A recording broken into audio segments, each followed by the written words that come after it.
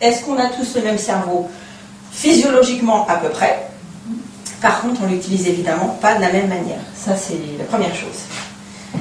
Donc, la deuxième chose que je voulais vous montrer avant d'attaquer le neurofeedback en lui-même, c'est qu'est-ce que le neurofeedback peut faire au niveau du cerveau. Alors, le neurofeedback, donc c'est déjà pour représenter l'outil, bon, même si la plupart d'entre vous le connaissent déjà. Donc, le neurofeedback, donc, c'est un outil d'entraînement et de rééquilibration de l'activité électrique du cerveau. On verra comment ça marche.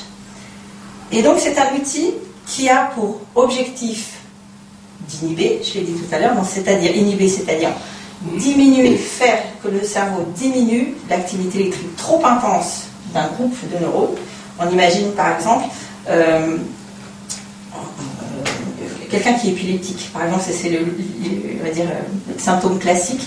L'épilepsie se caractérise par de grosses vagues, de grandes amplitudes d'activité sur les ondes alpha. Donc, les ondes alpha sont les ondes qui correspondent à la relaxation.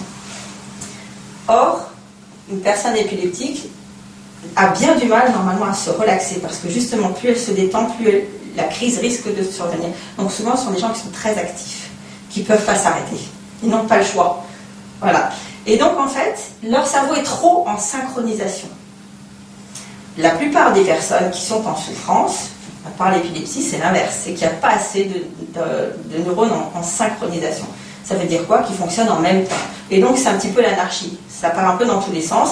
Et il n'y a pas vraiment une espèce de, on va dire, d'élan, de vagues successives, de telle sorte que, on voit qu'il y a une onde, il y a un mouvement. C'est un peu comme le clapot sur la mer. Si ça bouge dans tous les sens, le bateau n'est pas stable du tout. Par contre, s'il y a une certaine onde, ma foi, on se laisse porter et on arrive à avancer.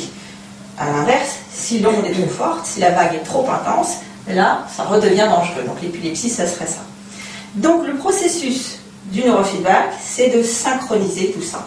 D'essayer de faire en sorte que le clapot, on va dire, s'apaise et qu'on ait quelque chose d'homogène sur, on va dire, la globalité du cerveau.